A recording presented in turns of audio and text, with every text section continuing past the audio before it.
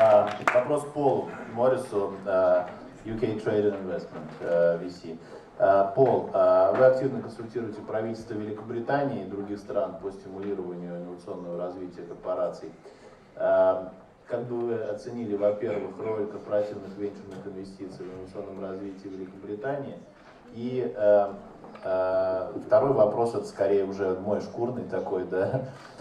Какие программы были реализованы правительством Великобритании, как правительство Великобритании пытается, если пытается, стимулировать развитие инновационного потенциала своих крупнейших компаний? Thank you and good morning. Thank you very much for the invitation here. I've worked in corporate venture capital for the last 17 years, so I feel passionately about it, and it's great to be with an audience of people, an educated audience that are keen to learn and develop this initiative in geography. So just a little bit of my background. I worked most of my career, almost 30 years, with the second largest chemicals company in the world, Dow Chemical. Did a variety of different business and commercial management jobs. And back in 1996, I set up Dow's corporate VC unit in Europe and made many investments, both as an LP in funds and direct investments over the last 16 years across Europe, in Israel. Although I never actually made any investments in Russia, I did visit Russia several times, St. Petersburg, Moscow, and also Novosibirsk, visiting some biotech institutes. And it helped me realize how powerful and the quality of the science and the research that's been done in Russia. So I left Dow last year and I set up my own advisory business helping corporates who are setting up new corporate VC programs. And the latest data suggests there are about 1,000 different corporate VC programs globally. 250 or so of those have been set up in the last 2 or 3 years. So this is a very active and growing sector. And around the end of last year, I was approached by the UK government. The UK government had identified a problem, and what they believed is that in terms of driving innovation and growth for early stage UK companies, there was no shortage of seed money or angel money to get little companies started, and no shortage of capital available for growth and development once those companies were established and had revenues.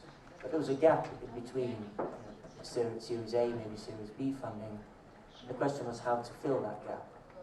Now, UK Trade and Investment, the relevant government department, exists for 2 main reasons.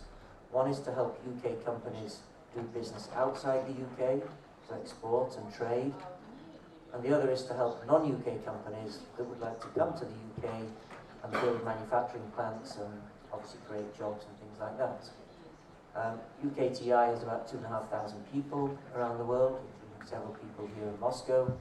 But UKTI wanted to set up a small venture capital unit to address this perceived lack of availability of capital that would help drive innovation and growth for early stage UK companies. So how do you do that? Well, one way is to create a government fund or some government money, and the government invests in those companies at that early stage. But history shows that governments are actually often not very good at making and managing investments. That's not really the strength of governments.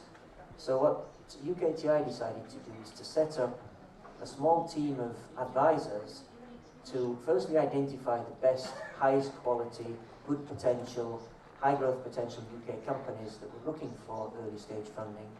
And secondly, have some other people working and advising that team that were very well networked with sources, non-UK based sources of investment.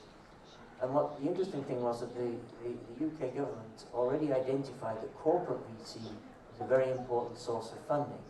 So my role in this small team of advisors is to work with my network of corporate VCs, and I'm working with about 80 corporates globally at the moment, understanding exactly what they want to do in terms of investments, what stage, what sectors, what technologies, and then selectively introducing them to UK companies that have been identified by my other colleagues on the ground in the UK. I'm actually based in Switzerland, which is where Dow's European headquarters is. So I'm working with many corporates, including my friends at Cisco, and this program is really a way of recognizing that there is plenty of venture capital money out there. In 2012, there was about $33 billion globally corporate VC investment. But many corporates and also funds outside the UK will not always be aware of and familiar with good quality, high growth potential UK companies. So this is if you like, it's a matchmaking service, it's a dating service. There are other government schemes that do provide government money. The recently formed Business Bank, and there was a scheme called Capital for Enterprise, which rolled into the Business Bank. They provide money to help top up VC funds in the UK, and loan guarantees and other things like that. In fact, there's over £1 billion of capital available there. But in terms of making direct equity investments in early stage companies, this initiative, which started really at the end of last year, this is what this is designed to address. And out of those introductions we've been making, already quite a number of investments have happened. So this, I think, is a novel way the UK government has addressed this particular problem, and recognising the importance of corporate VCs as a driver of investment and support and innovation for early stage companies. So that's the UK, but I'd like just to make a comment on an initiative that was just announced in France, where the French Ministry for Economy and Finance recognised the importance of corporate VCs. Is at the moment just processing legislation to allow any corporate investment in an early stage company, a small early stage company. So these are companies that have a certain percentage, 15% of their expenses in R&D, and that are small in terms of the European definition, i.e. Less than 250 employees and less than 50 million euros in revenues. So any corporate that makes an investment can then amortize the cost of that investment on a straight line basis over 5 years, and that can be offset against income. So this is again a policy introduced by a government recognizing the importance of stimulating corporate VC investment in local companies in France. And that is clearly relevant for not only French companies, but any foreign companies that have a subsidiary based in France.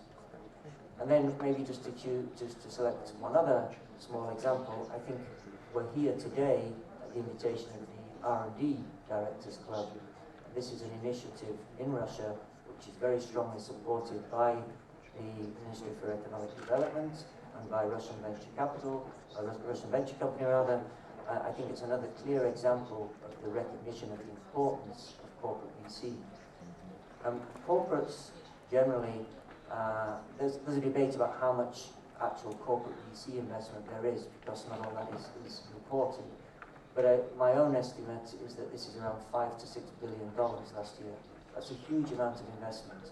And this is not only in the high-tech industries, Cisco and Google.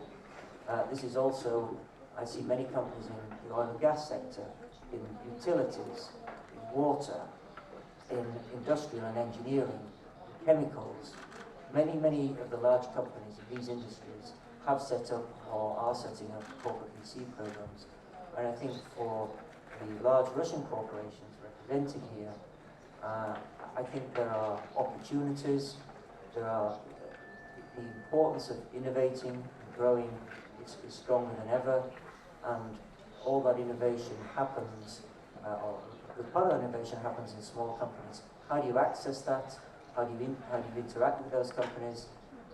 As some of my other colleagues mentioned earlier, corporate VC is just one tool in the broader innovation toolbox of a large corporation. It's a very important tool, and I think it's one that you should give a lot of consideration to if you are responsible for innovation in a large corporation in Russia. Thank you, Paul.